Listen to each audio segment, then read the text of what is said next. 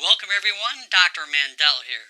My objective today is to give you ammunition, education about the health and wealth of your lungs. We cannot afford to have our lungs become sick.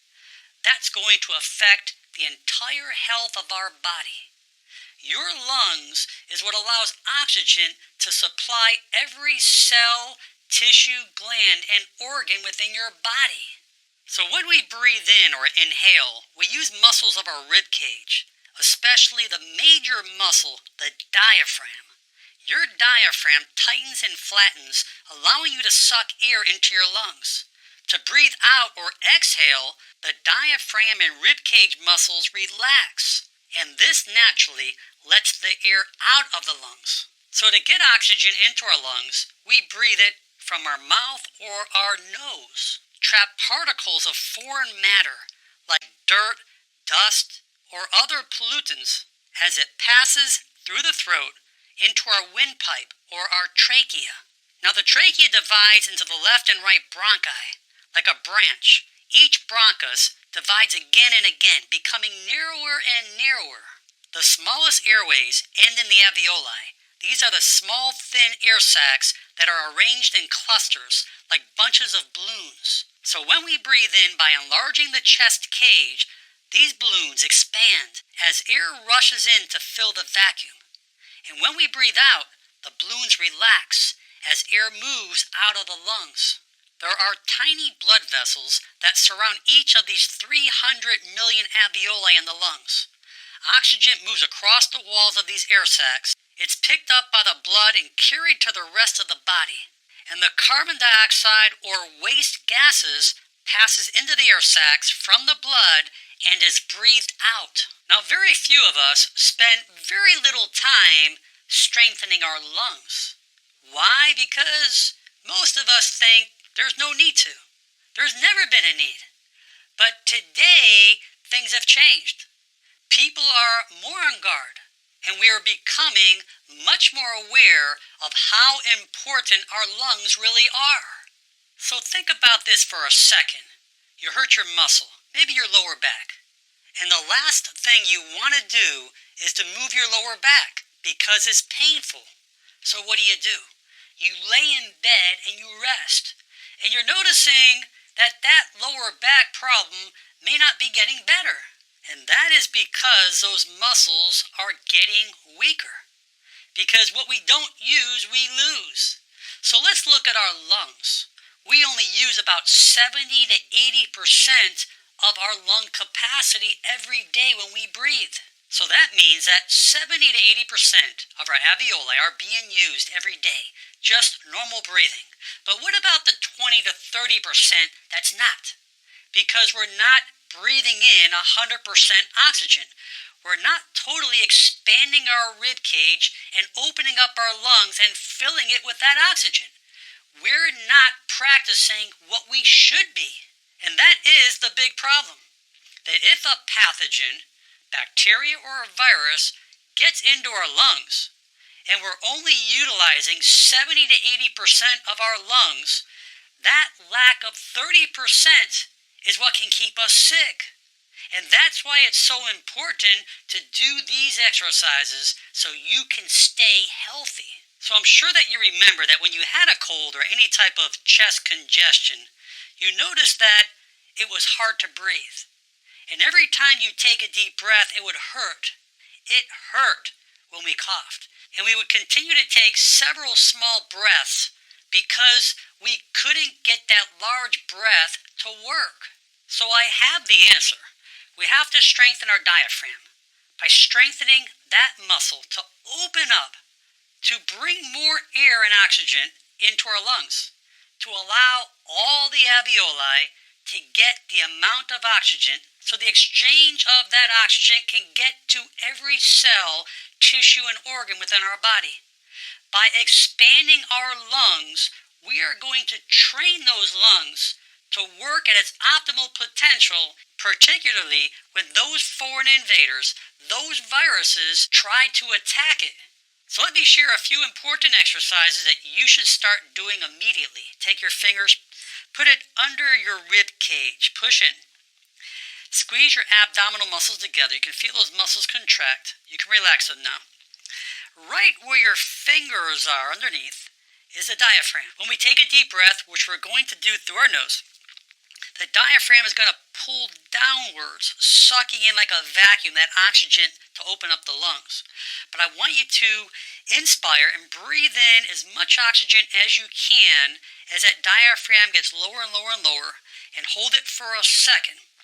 And then you'll blow it out of your mouth as much as you can. We'll do that 3 times. Okay? Come underneath, just feel underneath the rib cage, because I want you to breathe from the stomach, not from the chest. And if you're taking a deep breath and you see your shoulders rising, you're not breathing correctly. So we're going to breathe from our stomach, opening up our diaphragm. Breathe up through the nose. Let's go. Keep breathing in. Pull that diaphragm down. Hold it. Blow it out of your mouth as much air as you can blow out. That diaphragm continues to come up. Keep breathing out. Push it all out. Breathe in again from the stomach.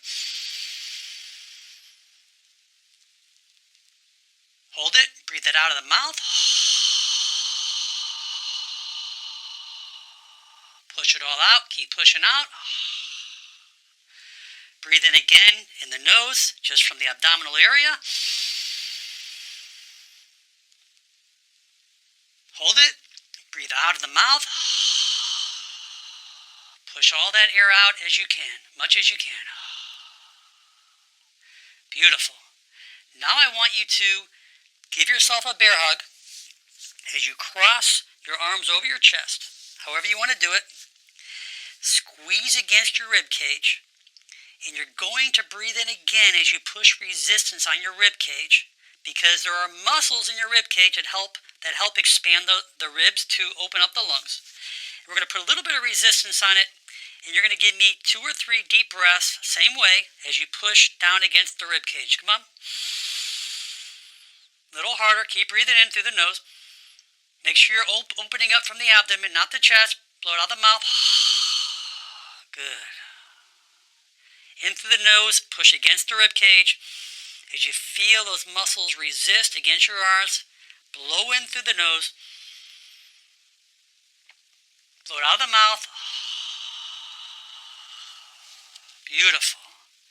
You'll practice that 2 or 3 sets of those, 3 sets of the initial exercises that I gave you, and this is going to make big changes. You'll notice after that breathing exercise where you hugged yourself and then you let go, your breathing becomes easier, because those ribs, those intercostal muscles, is what helps those lungs get oxygen much easier. Now, another great exercise is similar to what we just did. You'll take a deep breath through the nose, and when you maximize that air as the diaphragm comes down, as you fill your lungs up with oxygen, you're going to take the abdominal area and squeeze it hard backwards to the spine, because you're going to shove that air out as fast as possible to clean those lungs. This is how it would look. Through my nose, pushing the abdominal in against the spine. It sounds strong, but it's very therapeutic. You can practice this up to 5 times. So I'm going to breathe in through my nose, expanding my lungs, bringing the diaphragm down, and pushing my abdominal muscle back as hard as I can, blowing out that air. And you'll feel how your lungs can be cleansed by doing that exercise. And the last technique is you're going to breathe in through the nose the same way you did before. As you fill those lungs up, using your diaphragm, and you're going to cough as hard as you can to expel your air. So it's going to be like this.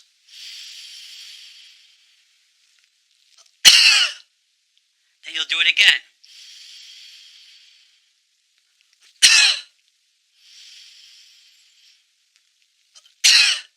And you'll do that 5 times, and that will do wonders for your lungs. So one of the most important things that we need to realize is that Stale air that sits in our lungs is wasted space, particularly those who have COPD or emphysema.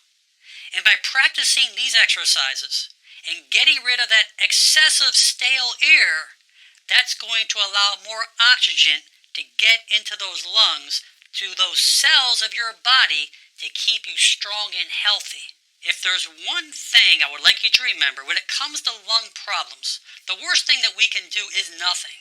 Laying in bed. We don't want those lungs to fill up with fluid, which can lead to pneumonia or other complications. Getting around, moving around, walking around if all possible, moving the upper torso, bringing oxygen and blood supply to those lungs. So take a few minutes every day to strengthen that diaphragm, to open up those lungs, to get those lungs strong so you can prevent problems that possibly might occur in the future. Please share this video with your friends and family. Leave your comments below, and most important, make it a great day. I'm Dr. Alan Mandel.